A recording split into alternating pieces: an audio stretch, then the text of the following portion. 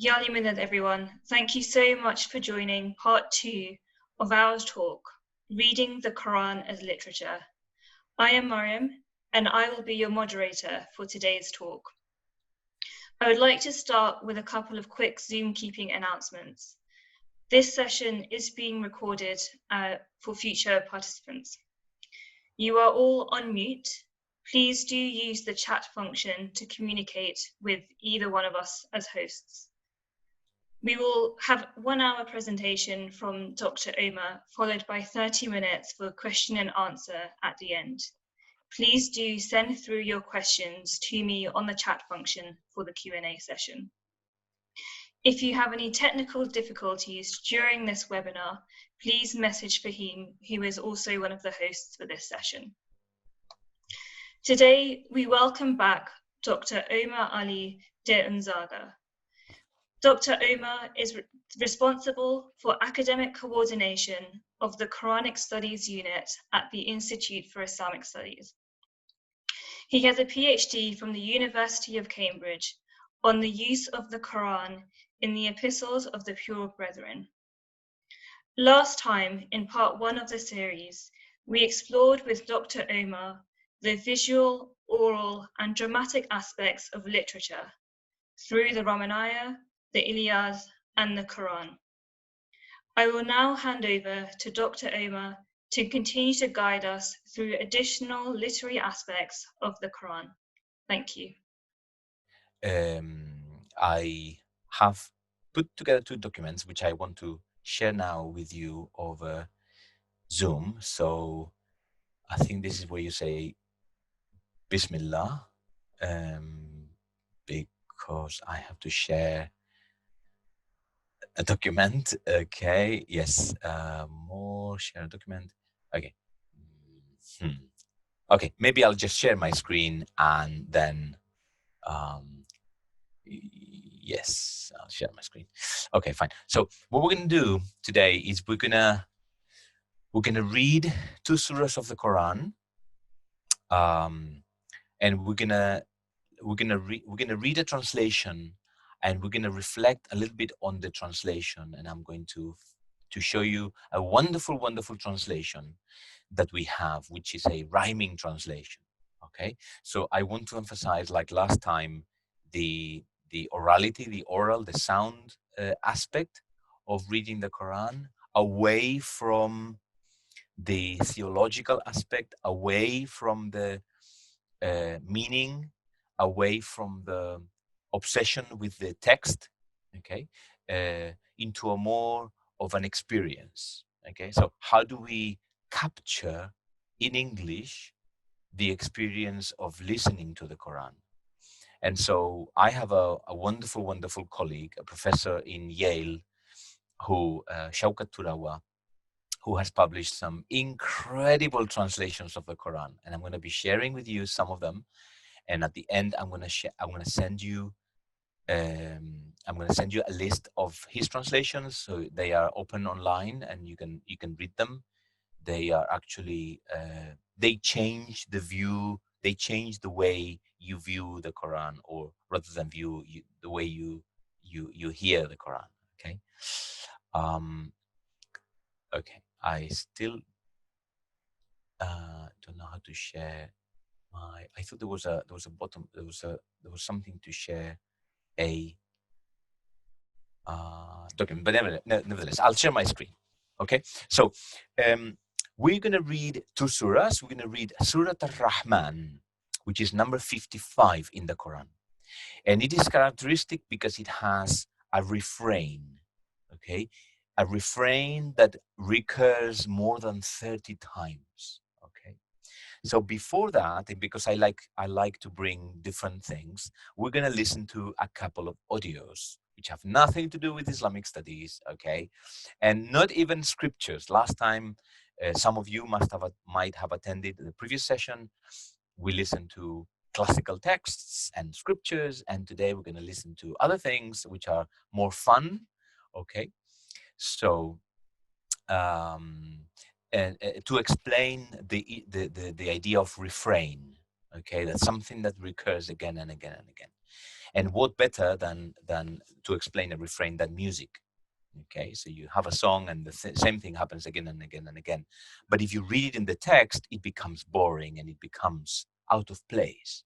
So when we read the Quran as a text and something happens many times, we think, oh, but there are many repetitions, which is what a friend of mine told me when I was about 14. And my friend, he found out that I was Muslim and he said, oh, I'm going to read the Quran. And he tried to read the Quran and he said, oh, it's very repetitious. And by repetitious, he meant, well, it's not of very good quality, right? So we're going to do that experiment. We're gonna read a song, okay, and see how it works. And we're going to listen to the song and then see what the difference is. And then we're going to listen to a song performed in a different way. Okay, so are you ready? Okay. So I'm going to share my screen. Okay, yes, and before Surah Al-Rahman, we're going to read another surah, which is shorter, and that is Surah Al-Ghashiyah, which is number 88. Both of them are pretty much about the afterlife, okay?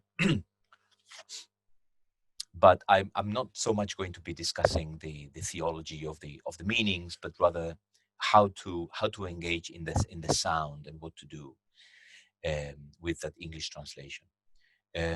Okay, so let me start by sharing. Yes, what happens when you read something out of context? Okay, so I'm gonna share my screen. It's been a hard day's night and I've been working like a dog. It has been a hard day's night. I should be sleeping like a log. But when I get home to you, I'll find the things that you do will make me feel all right. You know, I work all day to get you money, to buy you things. And it's worth it just to hear you say, you are going to give me everything.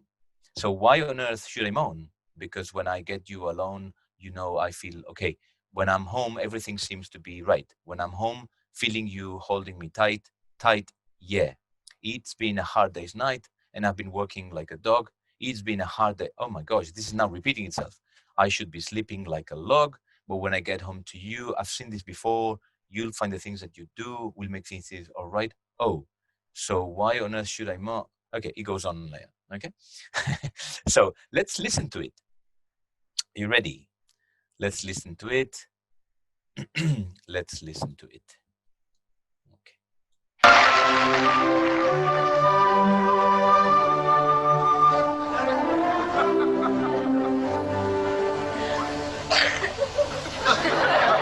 It has been a hard day's night, and I have been working like a dog. It's been a hard day's night. I should be sleeping like a log, but when I get home to you, I find the things that you do will make me feel all right. You know I work all day to get you money to buy you things. And it's worth it just to hear you say, you'll give me everything. That's why I love to come home. Cause when I get you alone, you know I feel okay. When I'm home, everything seems to be right. When I'm home, feeling you, holding me. Hi. Hi. It's been a hard day. Okay, so this is Peter Sellers reading, reciting A Hard Day's Night by the Beatles, okay, in the style of Richard III, in Shakespearean clothes and Shakespearean accent, the way you would recite a Shakespeare play. It has nothing to do with the performance of the original, if you want, okay? And in a sense, the meaning changes. The way you listen to something performed in a different way has if we didn't know about the Beatles, okay, we would think that we are witnessing some kind of 16th century bard reciting some kind of sonnet. Yes, and so this is a funny performance of taking something out of context, listening to it in a different way, okay? And in a sense, it is a translation, right? It's not a translation from one language to another, but it's a translation from one gender or from one genre to another, from rock and roll or from pop into Elizabethan poetry. Okay, we know it's Peter Sellers, and the audience are laughing, so we are also laughing, and I cannot stop watching that because it really helps me when we look at the Quran and we do not listen to the words. Okay, it's the same that happens. We're doing some kind of violence to the oral recitation. In fact, I am tempted to stop calling the Quran Quran, and I think I should start calling it the recitation. Let's see if I can fulfill that promise. Okay, the second. So this is a transposition of context, yes, and what happens to a text when you recite it in a different way. Let me give you a second example of what happens to refrains, okay? And what better example than a poem that was also turned into a song, or perhaps a song poem. When you read it, it reads like one thing, but when you listen to it, it is different. So I'm going to share my screen again, and I'm going to show you this. How many roads must a man walk down before you call him a man? How many seas must a white dove sail before she sleeps in the sand? Yes, and now how many times must the cannon balls fly before they are forever banned? The answer, my friend, is blowing in the wind. The answer is blowing in the wind. Okay. Yes, and how many years can a mountain exist before it is washed to the sea? Yes, and how many years can some people exist before they are allowed to be free? Yes, and how many times can a man turn his head and pretend that he just doesn't see? The answer, my friend, is blowing in the wind. The answer is blowing in the wind. Yes, and how many times must a man look up before he can see the sky? Yes, and how many ears must one man have, etc., etc., etc.? The answer, my friend, is blowing in the wind. The answer is blowing in the wind. Okay. As you can see, my reading is not very beautiful. It's pretty plain. It's quite boring. What am I saying? Okay, maybe there's a hidden meaning to it, so I would have to read it differently, or maybe I would have to stop and read the meaning of it. What is being said? Is this a protest song? Is this a spiritual song? What kind of thing is it? Let's listen to the performance, 1963, Bob Dylan. Quite a young Bob Dylan, by the way.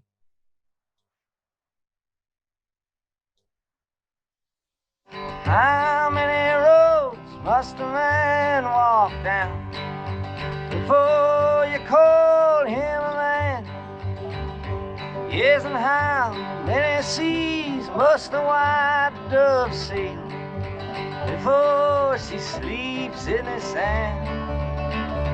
Yes, and how many times must the cannonballs fly before they're forever banned? The answer, my friend, is blowing in the wind. The answer is blowing in the wind.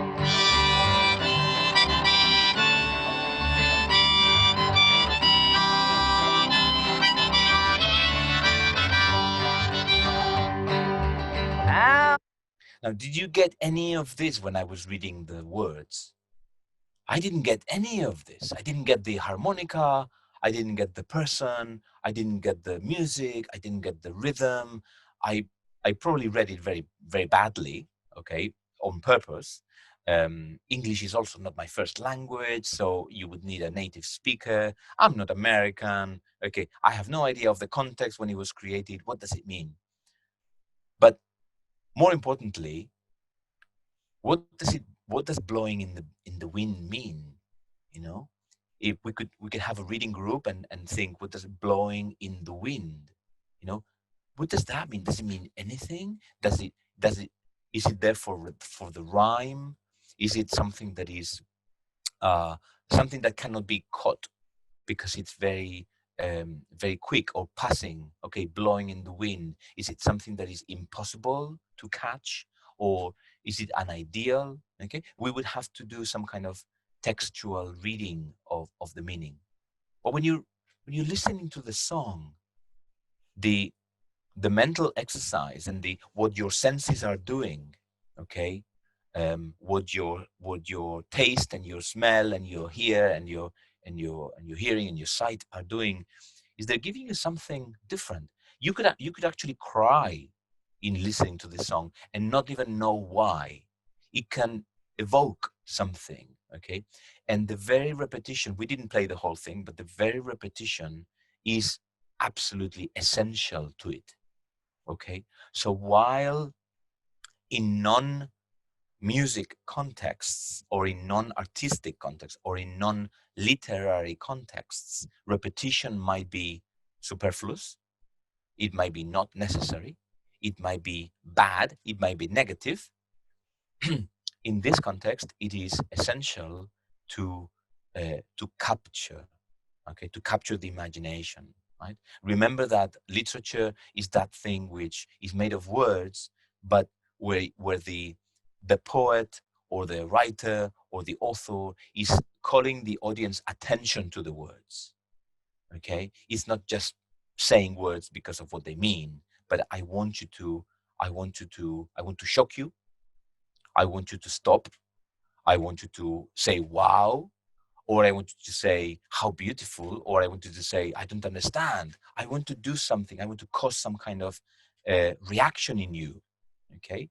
In the same way that if you visit a contemporary museum and you see an object, you are likely to stop and stare at the object, right?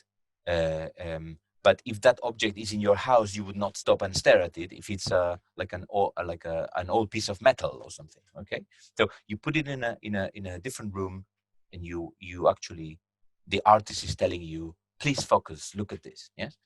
So the repetition helps. The refrain, the answer, my friend, is blowing in the wind. The answer, my friend, is blowing in the wind. But when you read it, it doesn't really work. You have to listen to Bob Dylan singing. Yes? Or this is a very early version.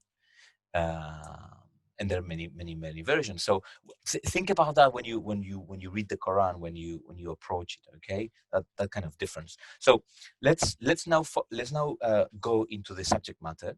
Let's quickly have a read of Surah 88. So what we're going to do is I'm going to show you. I'm going to share my screen again, and I'm going to show you a different document. I'm going to show you a document with four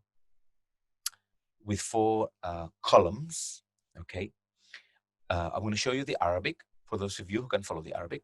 I'm going to show you the transliteration of the surah, so you can follow in the Latin script what the Arabic is saying.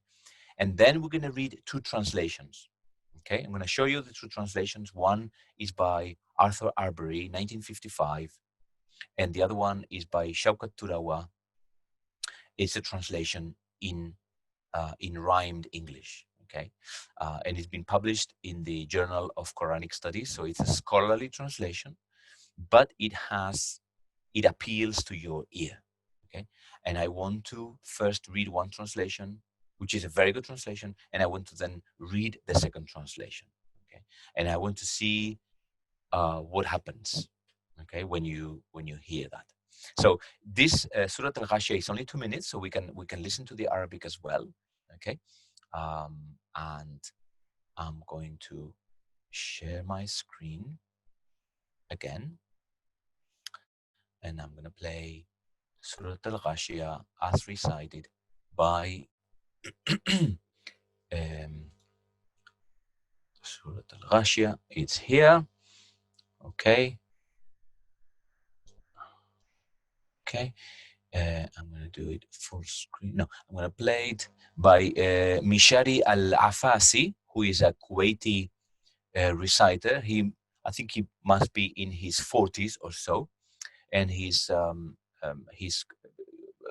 he puts a lot of emotion in the recitation. So let me play it, and as I play it, I'm going to share the 4 columns document.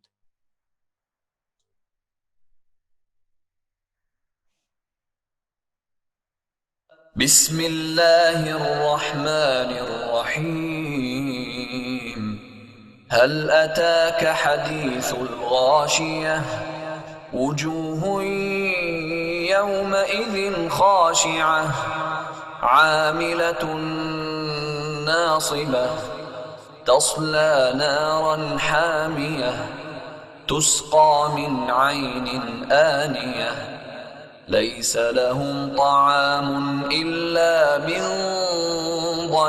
ضريع لا يسمن ولا يغني من جوع وجوه يومئذ ناعمة لسعيها راضية في جنة عالية لا تسمع فيها لاغية فيها عين جارية فيها سرر مرفوعة وأكواب موضوعة ونمارق مصفوفة وزرابي مبثوثة أفلا ينظرون إلى الإبل كيف خلقت وإلى السماء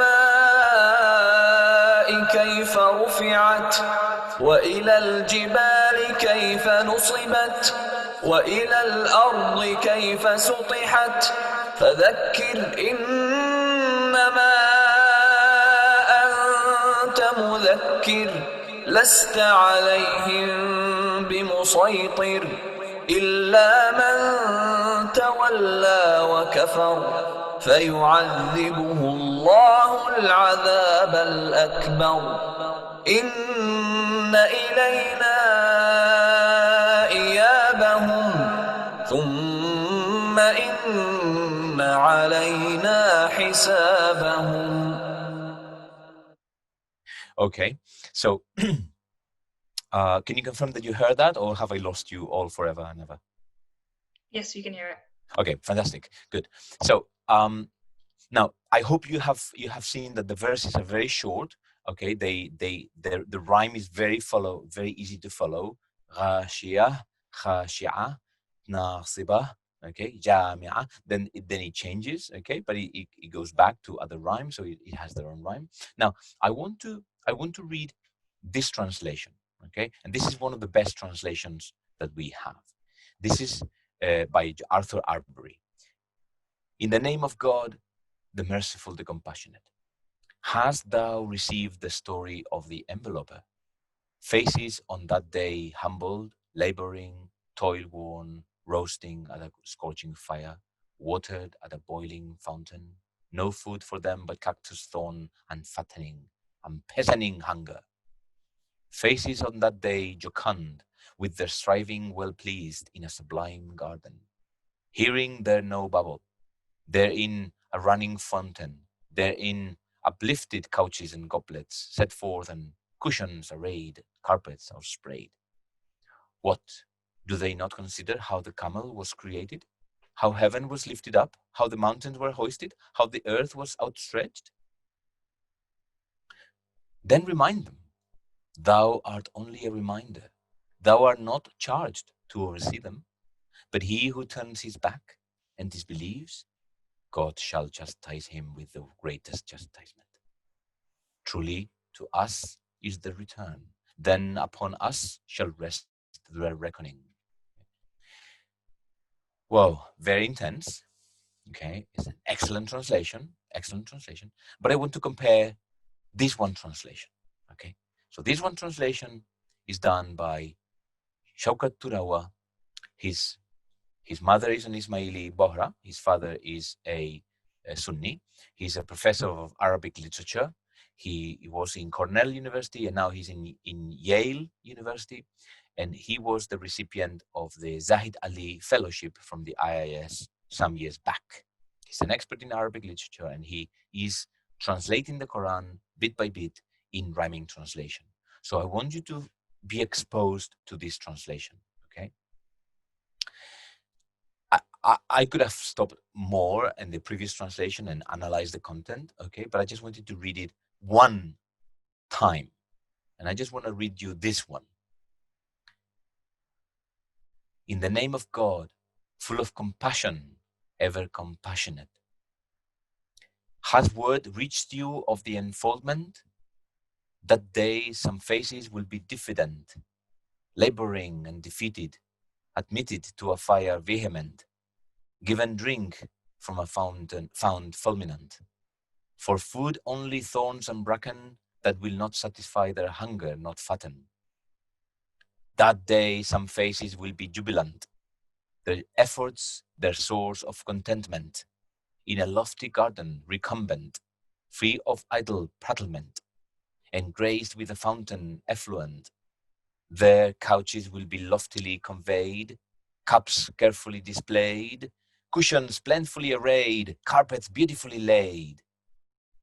Do people not wonder how camels were fashioned, how the high heavens were fastened, how mountain cliffs were battened, how the level earth was flattened? Go ahead and remind them. You were sent to remind, not to dictate and to mind. But for those who turn away and disbelieve, they will receive God's punishment without reprieve. In the end, all must return to us, and all their accounting must go through us. Okay? So, I don't know about you, but for me, even if I don't understand the meaning, I am getting some kind of rhythm, okay? And I am perceiving some kind of sound. I think this is the first time that I read English translations in poetry or in rhyming prose, okay? Which keep me on my tiptoes, okay? I'm not sure if you've noticed the first ones. So I have said traditionally the verses of the Quran are read one by one, and they are actually said one after another, okay, in the English translation. But I have grouped them for you the way the translator has grouped them into almost paragraphs, okay? So I could have shown the rhyme visually by placing them one after the other, but I haven't because this is what the translator wanted. But you may not have been aware, but in the first verses, the letter F is very important. Look at this. Has word reached you of the enfoldment? That day some faces will be diffident, laboring and defeated, admitted to a fire vehement, given drink from a found fulminant. For food only thorns and bracken that will not satisfy their hunger, not fatten. Okay? So the translator is making that effort to bring the alliteration, to bring the repetition of the same consonant in English, okay, to somehow or another keep the reader engaged with the form, and not so much with analyzing what each word means. Okay. Now, as it happens, Shaukat Turawa is a professor of Arabic and an experienced translator. So his translation is extremely accurate. And how is he able then to not sacrifice the meaning for the form? Okay, it's a question that he's usually asked. I will send you after the session. I will send you some materials for you to read, and in them I am sending you a link to a lecture by Shaukat Turawa, the translator, where he explains the way he goes about translating, and it's quite an amusing exercise. Okay, so this is one example of what can be done in terms of capturing the sound and the form. Okay,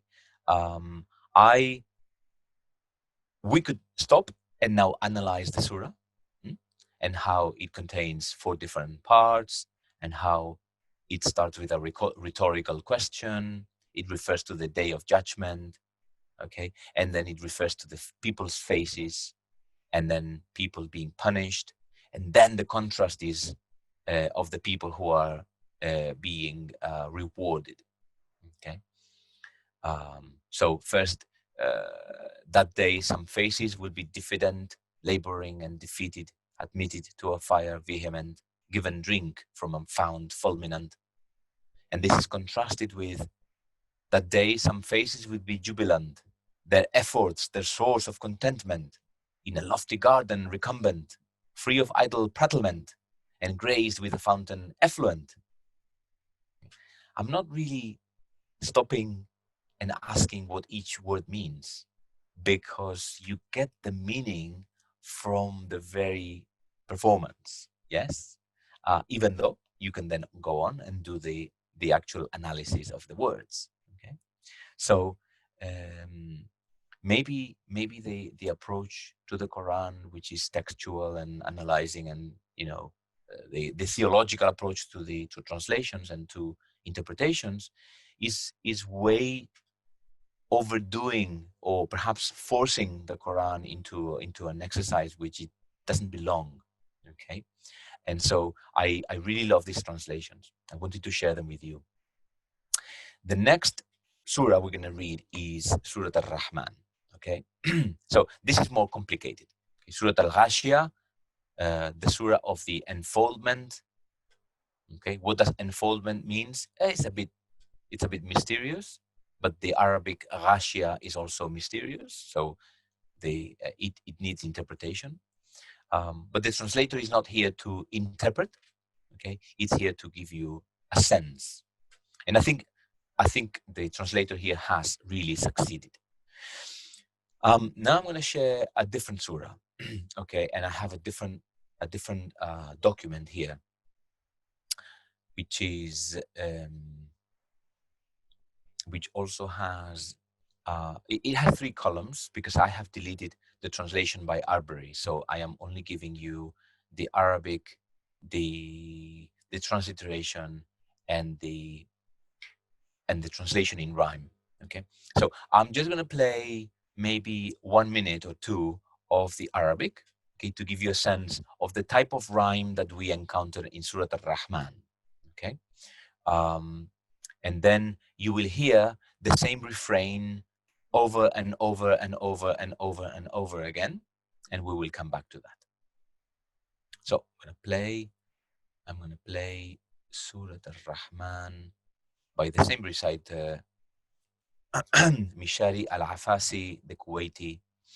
Okay, so here we go. Bismillah.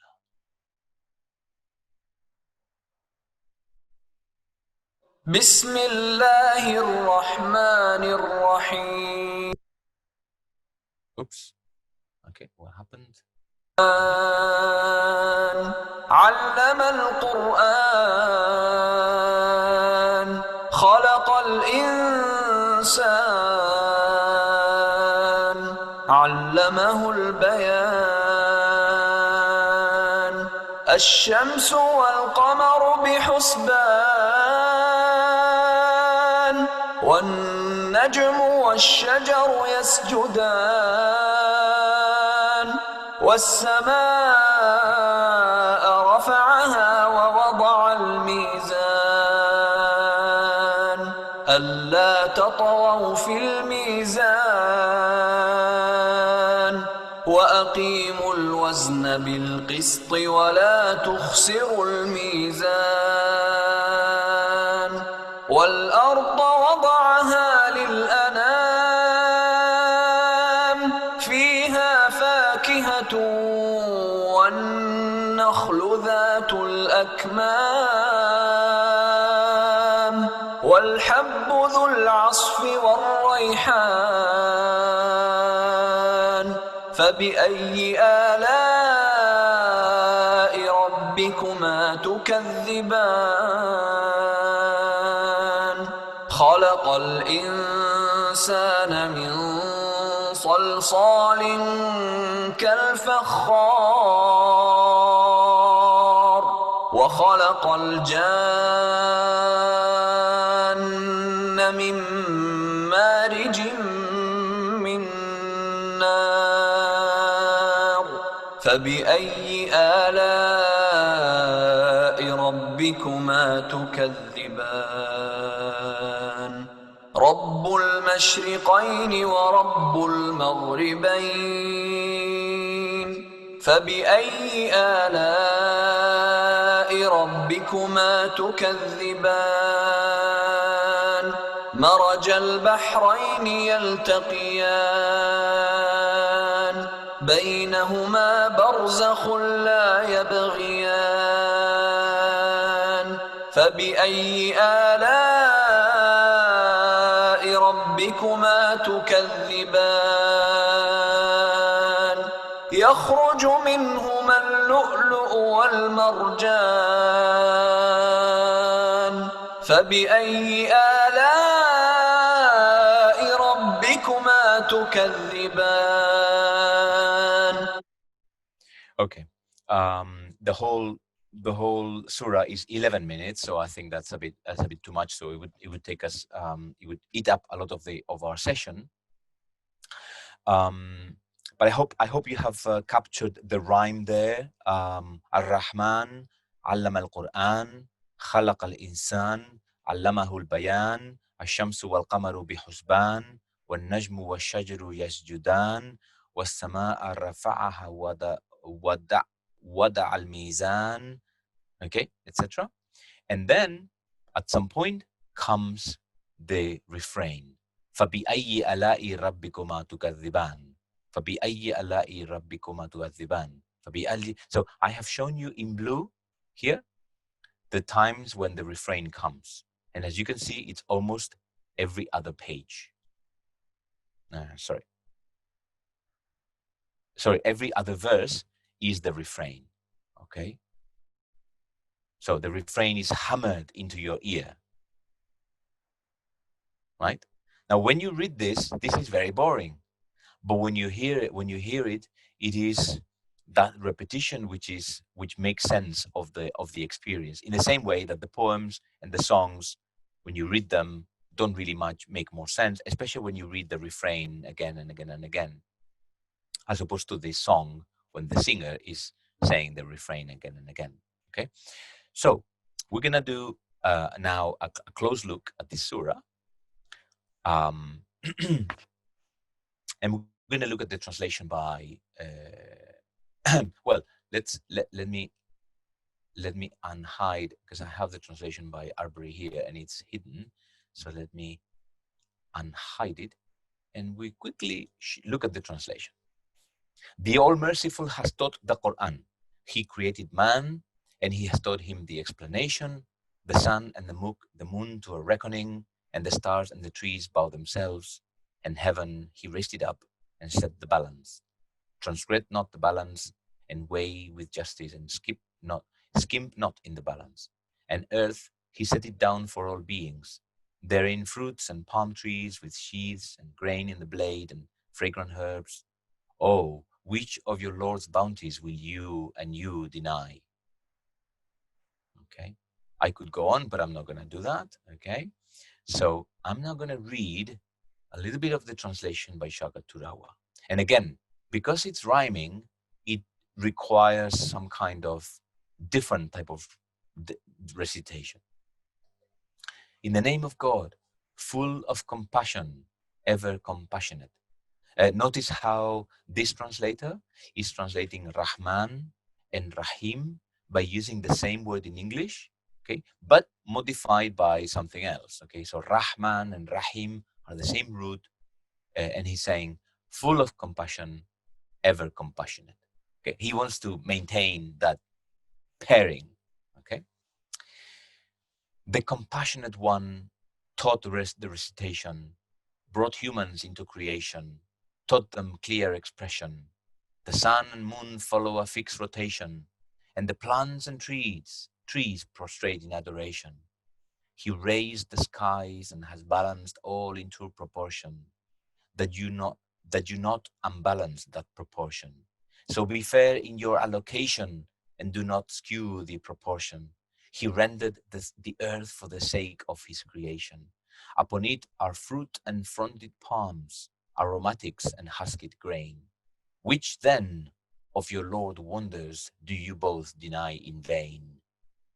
He fashioned humans from clay, like an earthenware jar, and fashioned the jinn from the fire's ashes char. Which then of your Lord's wonders do you both deny in vain? Lord of the sun's risings and settings twain, which then of your Lord's wonders do you both deny in vain? Fresh water and salt water meet in concursion, but they cannot overrun. Between them is a separation. Which then of your Lord's wonders do you both deny in vain? Both of them pearls and corals contain. Which of then of your Lord's wonders do you both deny in vain? The mountain-like ships in the sea are of his domain. Which then of your Lord's wonders do you both deny in vain? Everything on the earth shall wane, but not the countenance of your Lord, full of majesty, magnanimous, it alone shall remain. Which then of your Lord's wonders do you both deny in vain? Everyone on earth and in the heavens beseeches him. All matters daily does he ordain. Which then of your Lord's wonders do you both deny in vain?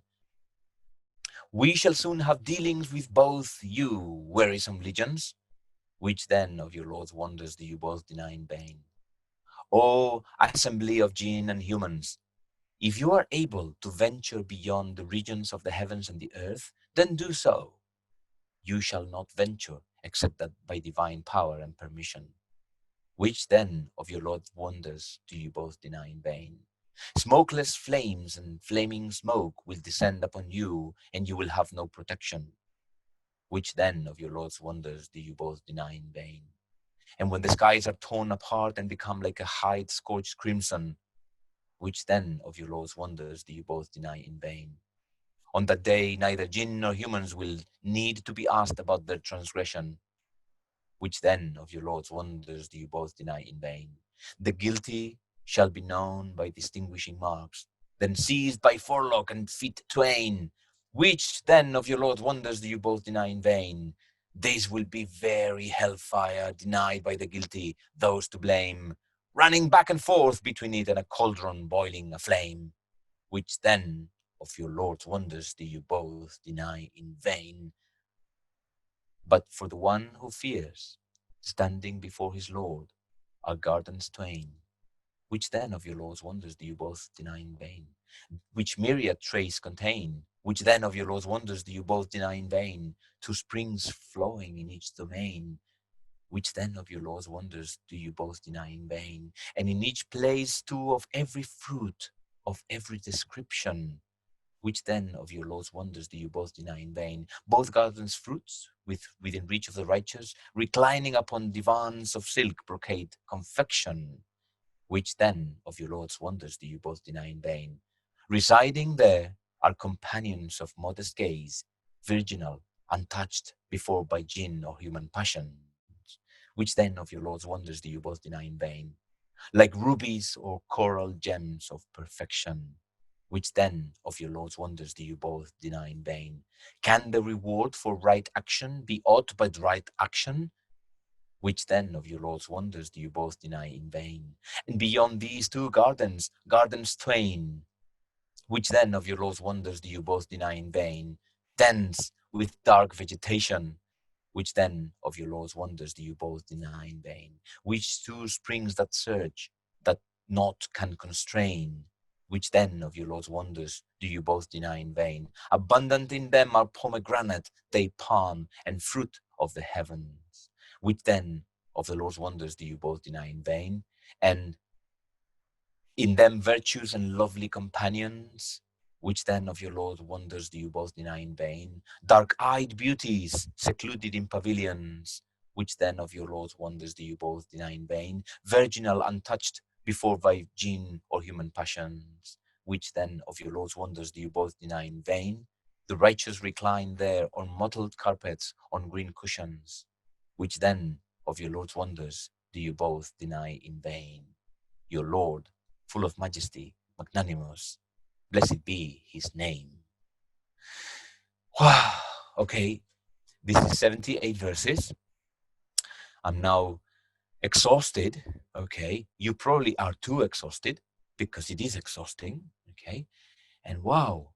Okay, so the shape really has something to say. Okay, now you probably want to take a break, or you probably want to say, whoa, what was that? Okay, there was something in there. There was something more that I could grasp. Okay, and that's when you turn the recitation into some kind of analysis. Okay, so we can do a little analysis in the little time that we have. Okay, so first of all, this has taken Shaukat Turawa, the translator, years and years. He has published an early version. He got criticism. He published a different version. He shows his translations to his wife and his children who don't know Arabic, but they know English. He shows his translations to other colleagues. Okay, so a lot of effort has gone into this. This cannot be easy. Okay, this is a very commendable exercise. Can you imagine if we recited this in Jamaat Khana, for example, in English? Okay, we've never done that. We've never really recited a whole surah in rhyme. I think it would be mind-blowing. People would be like, oh wow, I want to listen to that again, because I want to kind of pay attention to what is being said, you know, as opposed to, well, we're just going to read the translation of a verse which is kind of out of context, you know. This is like reading a whole surah as a whole in English rhyme. Quite something. So Surah Ar-Rahman, okay. Now let's first look at the refrain, okay. Which of your Lord's bounties will you deny, says Arbery, and Turawa says, which then of your Lord's wonders do you both deny in vain? Okay, so what's happening? The Quran is asking both two people, or two kinds of people. What's happening? Okay, I'll explain to you in a minute. In the name of God, full of compassion, ever compassionate. The compassionate one taught the recitation. Okay, so he taught the Quran. Allama al-Quran. Brought humans into creation. Khalaqal insan. Taught them clear expression. Allamahul bayan. Bayan means, it's a very rich word, okay?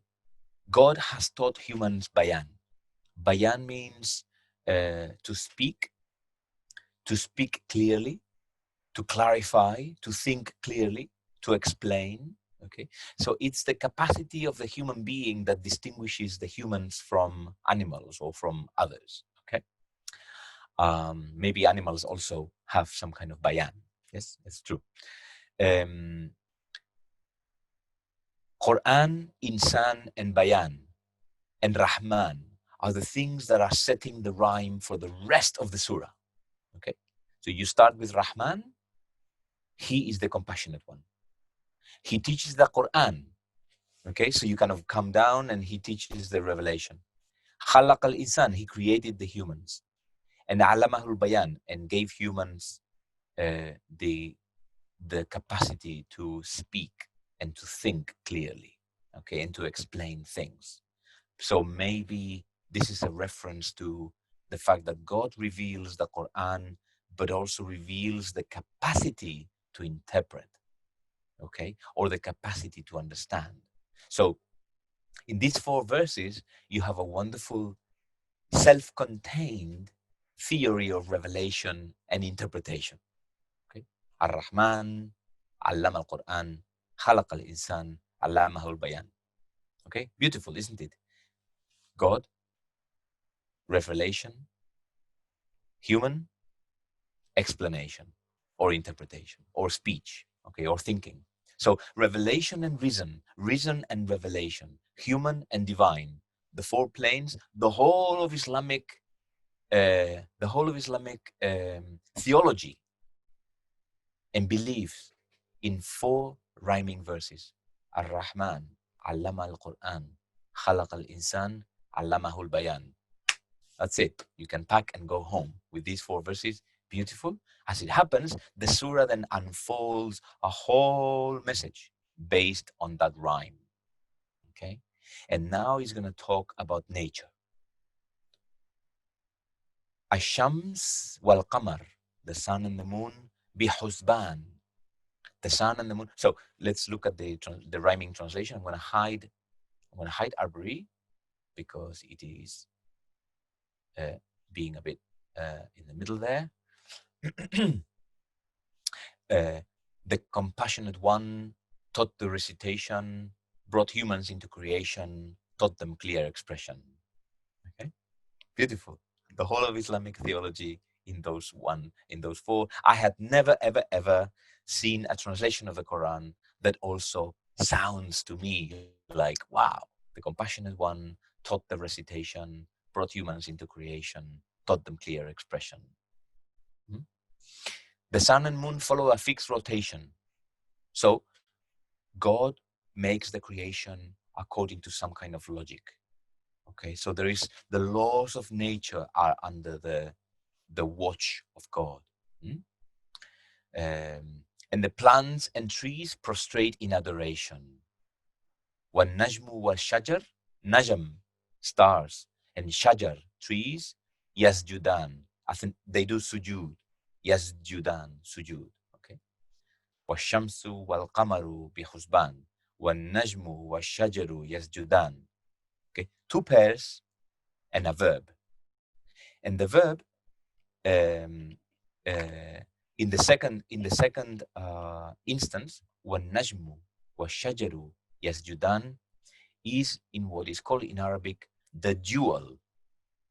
In English, you only have singular and plural. Okay, so I prostrate. Actually, in English, it's the same thing. I prostrate, you prostrate. Okay. In Arabic, you also have you two prostrate or we two prostrate.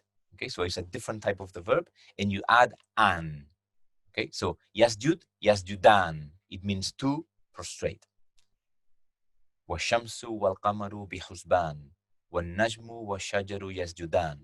Okay, 2 pairs, and this means that nature is prostrating towards God. It follows God's command and God's law. Okay, so it's telling us that we are also part of creation. He raised the skies and has balanced all in true proportion. Mizan. What is mizan? If you think of mizan, you think of scales.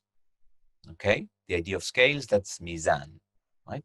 But it also means harmony, and it also means proportion, right?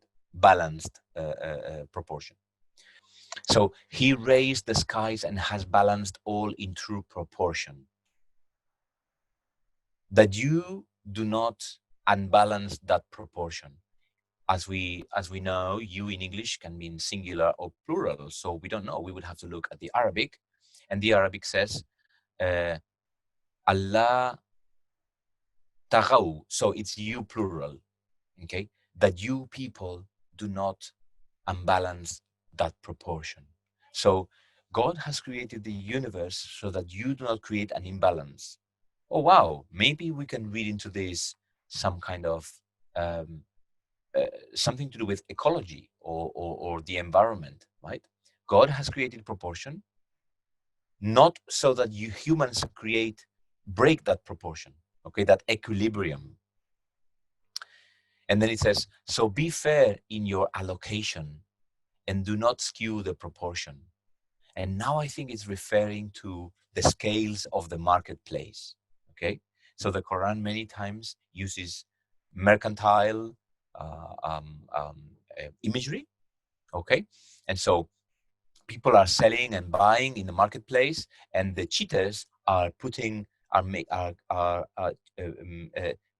tricks in their scales so that when they sell you 1 kilo, they're not selling you 1 kilo, they're selling you 900 grams, okay? So they're tricking the scales there.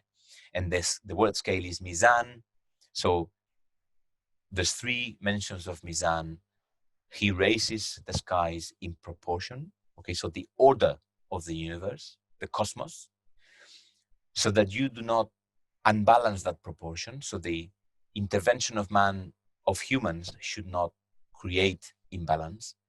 And then be fair in your allocation and do not skew the proportion. When you're doing dealings, commercial dealings, be fair, okay, and do not cheat. So you have that kind of different levels of Mizan. He rendered the earth for the sake of his creation. Upon it are fruit and fronded palms, aromatic and husked grain. Okay, now the translator is moving towards the ain, okay, of the rhyme, and that's why he made a decision, which he was criticized for by some scholars, but anyway, it's his decision. He includes a word which is not in Arabic, which is in vain. Which then of your Lord's wonders do you both deny in vain? Because it helps him with the rhyme. So we get to, who does both refer to? Which then of your Lord's wonders do you both deny in vain? Okay. Do you both deny? Okay. So it is saying that, okay, here is God, he's the creation, and he made the world for you, and then here's the fruits and the wonderful things that the creation has. Okay. Some people are saying Prophet Muhammad and the people. Okay, that's a good attempt. All of this is for you to benefit from. So why are some of you denying that and saying that there's no creator? Right? It's addressing the Arabs, right? Both of you, who are both of you? Okay, so the answer is going to come gradually. So the audience is now kept, we are being addressed in groups of 2, but we still don't know who. Okay. And now comes the trick. He fashioned humans from clay like an earthenware jar, and fashioned the jinn from the fire's ashless char. Okay. So in Arabic, خلق الإنسان إنسانا من صلصال كالفخار من سلسل كالفخار وخلق الجنة من مارج من نار. Nar, fire. Okay, so he fashions humans from clay and jinn from fire. Which then of your Lord's wonders do you both deny in vain? Do you both? Okay, so we're beginning to get a feeling that maybe the 2 groups are humans and the jinn. Lord of the sun's raisings and settings, twain. Okay, here again the translator has added twain for the rhyme. The Arabic says Rab al-Mashriqain wa Rab al-Maghribain. Okay, so the Lord of the 2. Sorry, he didn't add twain extra. He preferred to use twain rather than to say both, because twain works with the rhyme. He could have said Lord of both risings and both settings, but that doesn't rhyme. Okay, so Lord of the sun's risings and settings twine. Rabbul Mashriqaini wa Rabbul Maghribain. So he's the Lord of the Mashriqain. Mashriq is where the sun rises, and Maghrib is where the sun sets. Okay, hence the Maghrib. Or in Portugal, the region of the Algarve, which is in the south of Portugal. Algarve means the west. Okay, so why is he the Lord of the 2 sunrisings? Because Mashriq is 1 sunrise, and Mashriqain is 2 sunrises, and Maghribain 2 sunsets. Okay, so the commentary tradition says because in the summer and in the winter, the sun rises from a different point. Okay, so from the extreme summer to the shortened sunset and sunrise in winter, there's different points in the horizon. So he's the Lord of all of those points. Yes. He kind of controls the order of the sun and the regularity of the universe.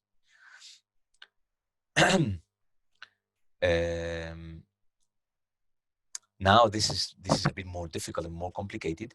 Fresh water and salt fresh water and salt water meet in concursion, but they cannot overrun. Between them is a separation.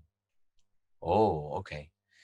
Maybe there's a bit more interpretation here, because the Arabic says, مرج البحرين يلتقيان. So the two seas, Bahr is sea, Bahrain, like the country Bahrain, the two seas, okay? The two seas come together, okay? But between them, there is a barzakh, there is a separation, okay? Barzakh, the theologians understood as meaning the place between this life and the next life, some kind of limbo, okay? And so the meeting of the two seas is a mysterious expression of the Quran that can be interpreted. It can be interpreted as meaning the material life and the spiritual life, they come together, but there is a separation. Or it can mean external knowledge and internal knowledge, or it can mean a variety of things. Okay, so the translator has chosen fresh water and salt water meet in concursion. So rivers and the sea, they meet, but they cannot mix because there's a separation. Okay, so mysterious character. We would need interpretation here. And the refrain keeps going. Which then of your Lord's wonders do you both deny in vain? Okay. Now, until now, beautiful things are being given. Both of them, pearls and corals contain. The mountain-like ships in the sea are of his domain. The mountain-like ships. Isn't that a wonderful expression? Mountain-like ships. Okay, so they go up and down in the sea, so they are like mountains. They also belong to God's control. And then it says, everything on the earth shall wane. Kullu man alayha fan. But not the countenance of your Lord.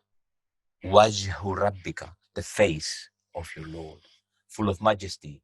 Dhul jalali wal ikram. Okay, yabqa, and the translator says, it alone shall remain, to keep the rhyme, right? He could have said, but the countenance of the Lord, full of majesty, will continue to exist, or something like that. Okay. Okay, so we move on to the next. Oh yes, and then before this break in red, which I have added as in a section break, something different happens. It says, we shall soon have dealings with both you, wearisome legions. Oh, okay. It seems like a challenge. We. Who is we? It's the voice of the divine. Okay, until then, God is described as in the third person, and now God speaks in the first person plural. We. No, God doesn't say I, it says we. We shall soon have dealings with you both, with both of you, wearisome legions, because you are problematic. Okay, and look at the expression in Arabic, thaqalan. Thaqalan is something heavy, something problematic. Okay, something that causes trouble. Humans and genes. Okay, so the Quran is addressing the human beings, and it's also addressing the spirits that we don't see but are there. Some of them are obedient and some of them are disobedient. Okay, and then directly it says, "O assembly of jinn and humans," right? Now it becomes obvious that the refrain in the surah refers to humans and jinns. If you're able to venture beyond the regions of heavens and earth, then do so. But you shall not venture except by divine power and permission. Okay. So in Arabic it says, "Bi sultan," by the power of God. Bi sultan. You can only venture beyond to the other side, to the other realm, okay, by permission of God. So I have not done this, but if we went to a Shia tafsir, and perhaps even an Ismaili ta'wil, I would bet my money, this is wrong, but I would do, that it's likely that in a Shia interpretation, this refers to the intercession, okay? That by God's permission, it means God gives permission to certain people, imams and prophets, to intercede for others, okay?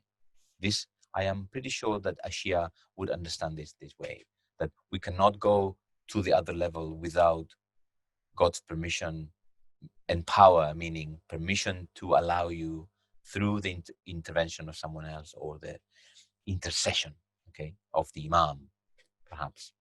I could look into the tafsirs in the Ismaili Dawah literature and see.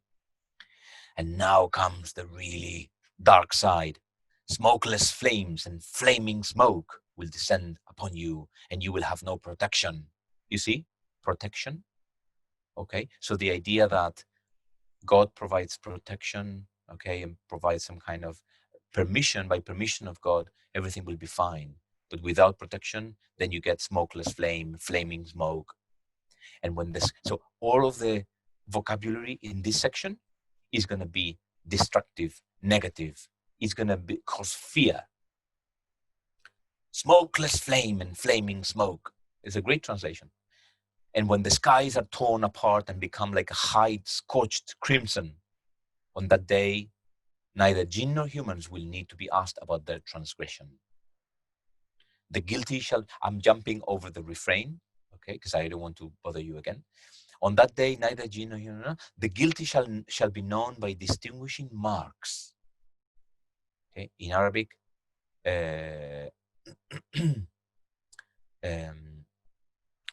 simahum, by their marks, then seized by forelock and feet twain, so they will be carried, possibly by the angels. Okay, shoo. This will be the very hellfire denied by the guilty. Okay, so this is the punishment of those that deny God, running back and forth between it and a cauldron boiling a flame. So confusion, yes. And now comes all the nice and pleasant things. But for the one who fears standing before his Lord, okay, our gardens twain. And you might think, oh, that's awful. Why do you have to fear? Okay, isn't fear an awful feeling? Well, fear can also protect you, right? So I was saying the other day in a different program that in the age of coronavirus, it's actually a very good thing to be afraid of the virus, because if you fear it, you will protect yourself. And so you will protect yourself from damage. You put a mask and you keep your distance because you fear the contagion, right? And so that fear protects you from damage. In the terms of, in sense of the Quran, fear, taqwa or khawf, is a sense of concern about doing something bad that prevents you from incurring in doing something evil, and then protects you from harm in your soul. Okay, and therefore fear is not that negative characteristic, but it is something that saves you from something bad. Okay, so for the one who fears standing before his Lord are gardens twain. There are two gardens, Jannatan. I don't know why. Okay, we would need to look into the hadith literature or to look into the tafsir, okay, etc. And we're running out of time, so I have to close here, and I will just read quickly. Which myriad trees contain 2 springs flowing in each domain, and in each place 2 of every fruit of every description. So why is number 2 being emphasized, you think? Humans and jinns, 2 gardens, 2 seas, 2 springs, 2 fruits. I think the answer is in the contrast. God, only God is one, but creation is dual, is double. Okay, it comes in doubles. That sets the substantial and ultimate difference between the creation and the creator. Okay, the multiplicity and the unity. Okay, and so therefore the emphasis in this surah in the dual, okay, in having two of this and two of that, and rubies and gems and gardens and two gardens and fruits and okay. Okay, I have to stop here because we are over time, and now we have at least one question. So I will stop sharing my screen, and then we go to maybe Fatima is the first, has the first question. Thank you, Dr. Omar. I've actually captured a few questions from different participants. So if it works for you, I'll share them in groups. Yes. Maybe in groups of two? Yes, of course. So firstly, thank you for continuing our education in literature and showing us how the same text can be interpreted differently based on how it's read and recited, and taking us in detail through Surah Al-Rahman. There's been a request from a couple of participants that we share the reference to Shokat's translation, Yes. which we can do in the follow-up note after this Absolutely. webinar. Yes. One question which has come through is, which translation of the Quran would you recommend to participants as they start or they continue to read and listen and explore the Quran? Yes, I've just sent the reference there Great. of Surah Al-Rahman, but I can also share the Surah Al-Ashia, but I have a document with other translations by Shaka Turawa, which are also in translation. I recommend. It depends how much time you have. Okay, if you have very little time and you just want to read something quickly, I recommend Tarif Khalidi. Tarif Khalidi, his translation is very fresh. So Tarif Khalidi is was born in, I think, in the 1930s or 40s. He is Palestinian from Jerusalem. He comes from a very old family, the Khalidi family. They have a famous library, the Khalidiyya, Al-Maktaba Al-Khalidiyya. He's based in Lebanon, in the American University of Beirut. He was my professor in Cambridge, and he was a student in Chicago of Professor Wilfred Madalung, who has been for many years a research associate in the IIS and also an expert in Ismaili studies. So there's a kind of a chain of connections there. And as a non-native speaker of English, I found that his translation it really showed some of the impact of the Arabic, but it was also very readable. Okay, so the second link I sent is incorrect, or maybe it has too many. I'll correct it in the document. Send it in the email. Yes. Afterwards.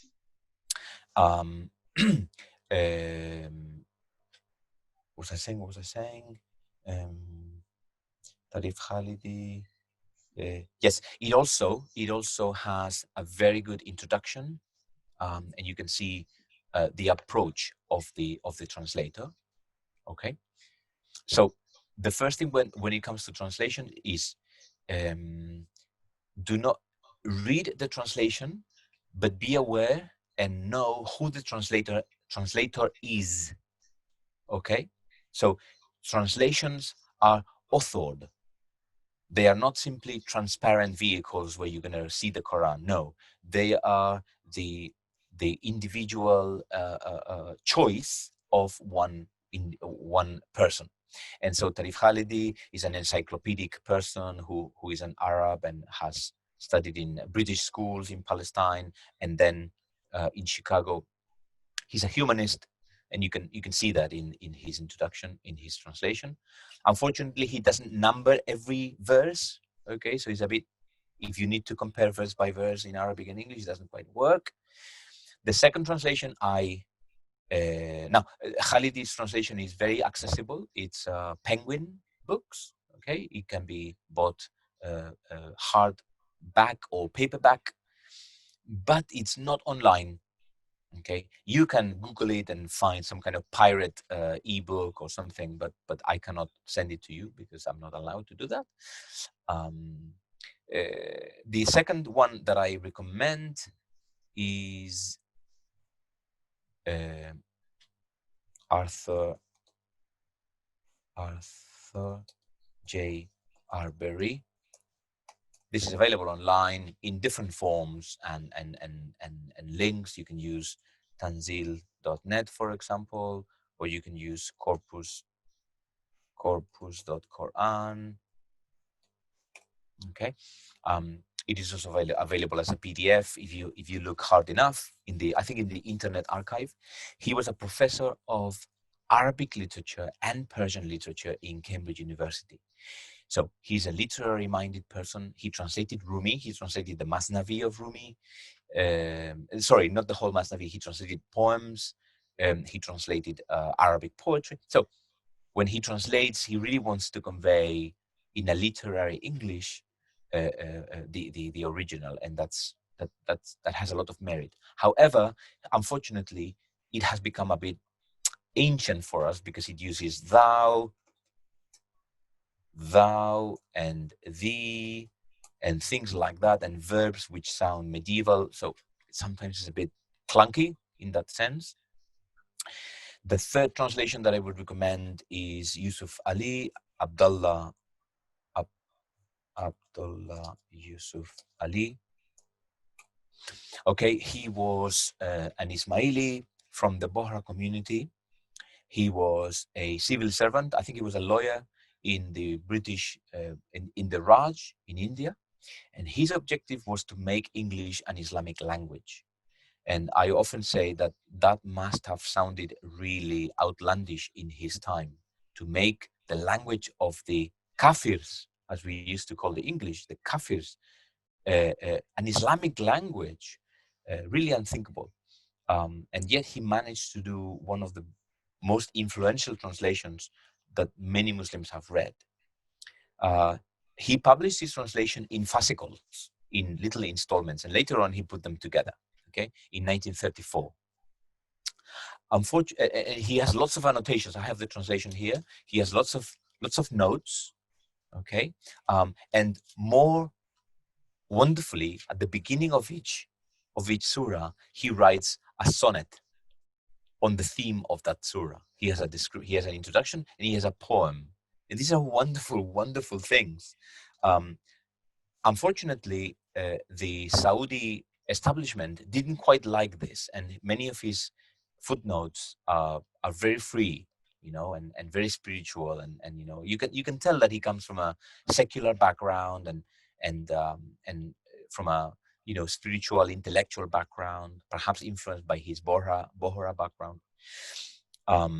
And he's a modernist, and the Saudis didn't quite like that. So the editions that are available are not the original. They have been cleaned up. So it's quite difficult to find the original. I think nowadays you can find it online on the Internet Archive. If you Google hard enough, I'm sure you can find the 1934 edition, but it's a bit difficult. It has been sanitized by our Sunni friends. The 1, 2, 3, 4. The fourth translation that I would recommend is by someone called Ali Quli Qarai. Ali. He is a Shi'i, a scholar, and he does a translation of the Quran line by line or phrase by phrase, which is quite useful if you want to follow, if you want to look at the original.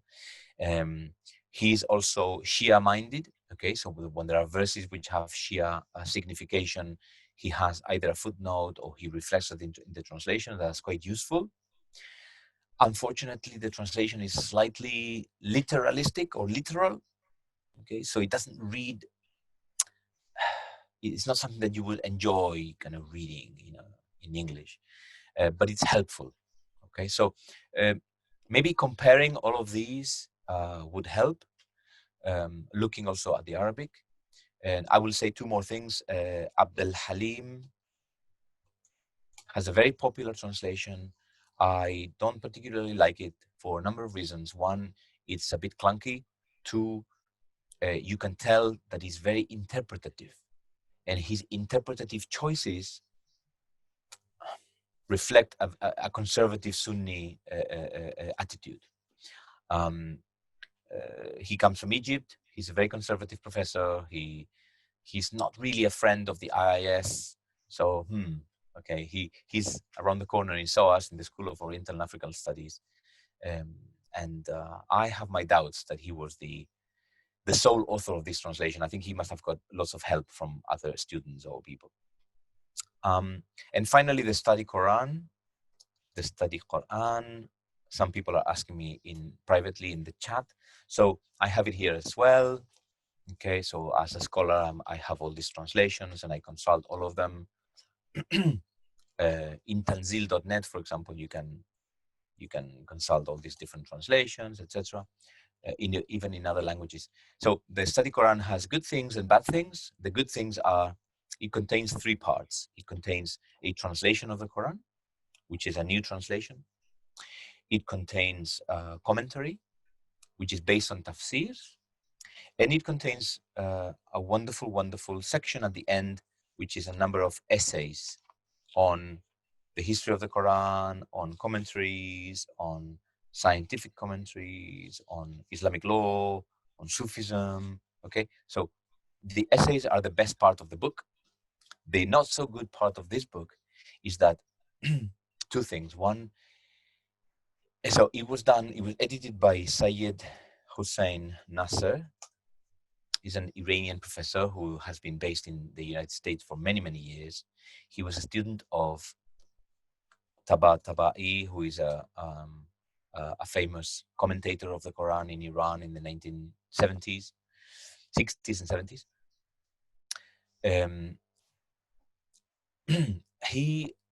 Hussein Nasser presents. I went to the book launch of this book and I was a bit disappointed because Hussein Nasser said he wanted to have a summary of tafsirs, but only those tafsirs which were authentic to the Islamic tradition. Okay, so he doesn't have any Ismaili authors or any Ismaili commentaries. And I asked the question, excuse me, what do you mean by authentic to the tradition? And he said, well, none of this modernist, nonsense. So it seems that they select the tafsirs that they want you to see. Okay, that's number 1. And number 2, when you go to, for example, Surah Al-Rahman, okay, and you read it and you read the footnotes give you a collage of summaries from different tafsirs. But unless you're an expert in tafsir, you don't know what the tafsirs are. It just gives you some abbreviations and you have to go to the back and say, okay, that comes from Tabari and blah, blah, blah. And that's a bit cheeky, because what we do in the IIS is the opposite. What we do, you see, I have all the right books to show you. What we do in this book, in the Anthology of Quranic Commentaries, which I recommend you buy a copy of. Hazrat Imam was very interested in asking questions about this book when he came in the Golden Jubilee and he met the faculty of the IIS. I have a photograph. Yes, I have a photograph somewhere up there. Dr. Daftri asked me to introduce Hazrat Imam to the Quranic Studies unit, and he came and he was asking questions about the anthology. So it's something that he clearly knew the project inside out. Okay, it's a project that comes from the top, and so we then produce it, but it springs from the top. And what we do here is we give you different verses of the Quran, and then we give you the commentaries, but we explain the context of the commentaries. Who was the commentator? What was the lifetime? What was the ideology? Okay, what did they try to do when they commented on the Quran? Okay, so if you say, for example, اهدنا الصراط المستقيم صراط الذين أنعمت عليهم غير المغضوب عليهم ولا الضالين, guide us to the right path, to the path of those that you have blessed with favors, not of those that have gone astray, of those who are the victims of anger or who have received anger or something like that. Okay. So who are those 2 groups? The ones who have gone astray and the ones who are, prone to anger. Each interpreter will give you, who he or she thinks they are, okay, according to whether they are Sunni or Shia, whether they are philosophical or whether they are legally oriented, whether they are Sufis, or whether they live in the 9th century or the 14th century, whether they live in Syria or Afghanistan, whether they're writing from jail because they have been jailed by the rulers, or whether they are writing in the palace for the ruler. Okay, so all of these things we need to know, but the study Quran doesn't tell you. It just tells you the Islamic tradition says this. And that's slightly problematic because we need to know who is it that said what in what context. That's very, very important.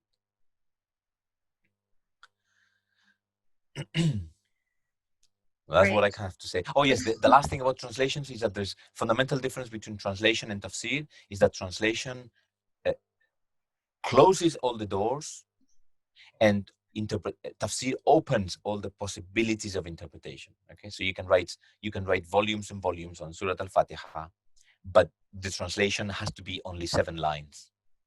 Okay, so that's a very fundamental difference. Great, thank you so much. Unfortunately, I think we have now run out of time for today's session, but it's been enlightening. So thank you so much, Dr. Omar, for giving us a second session to explore the literary aspects of the Quran. We will put on screen the link to the evaluation for this session. We would love to hear from you and hear your thoughts as we plan future sessions. And we will be sending out the recording of this session plus the links to the various texts that we've explored, plus the other pieces of information which Dr. Omar has shared to all participants. And if you're not currently on the mailing list, please do email yzine@iiuk.org to be added to the mailing list. Thank you so much for joining us again. Thank you, Dr. Omar, and thank you also to the team who helped put this event together. And we look forward to seeing you soon. Yeah, thank you. Goodbye now.